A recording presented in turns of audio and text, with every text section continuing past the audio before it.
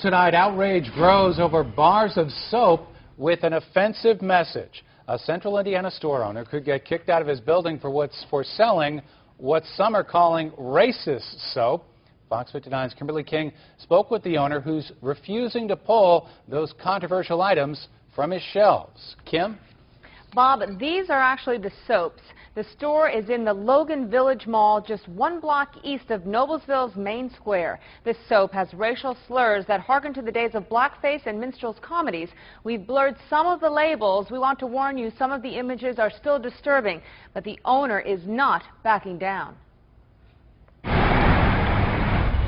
We went in the entrance of the general store right inside Noblesville's Logan Village Mall. And right in the front area, in a mid-level dresser drawer, here it is right here, we found the soap. Racist labels, Kolored Kids, this one with a black man in a top hat with a racial bigoted name, and other inflammatory labels, slurs many consider racist, but not the shopkeeper who we found in the back. You know this is offensive to a lot of people. You know what? What? It's not offensive to me. Meet Gary Dewester. You're making money off of racism. Racism? Our country's built on racism. But that was just the beginning of Gary defending the soap he sells for $4 a bar, 2 for $8. He buys from a vendor in Florida. If it didn't sell, we wouldn't sell it. People buy it. But should you be the middleman to make a profit off of that? Off of racism? Racism. People are going to be appalled at this.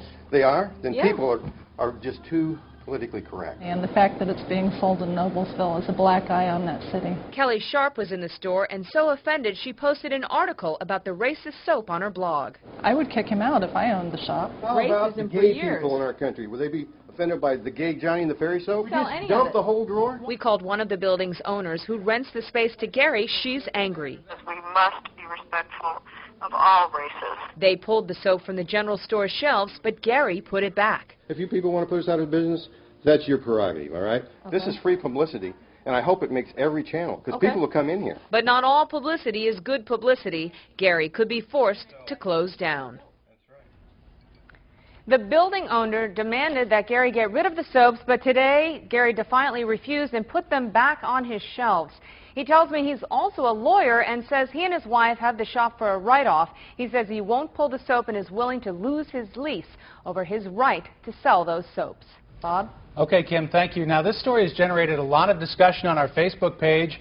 Ashley Rowe writes, "Racism is real, folks. It's a sick and twisted way of thinking, but sadly, it will never die until all impurities are wiped from this planet." Rex Nichols says it's his store, and for now he lives in an America that is free.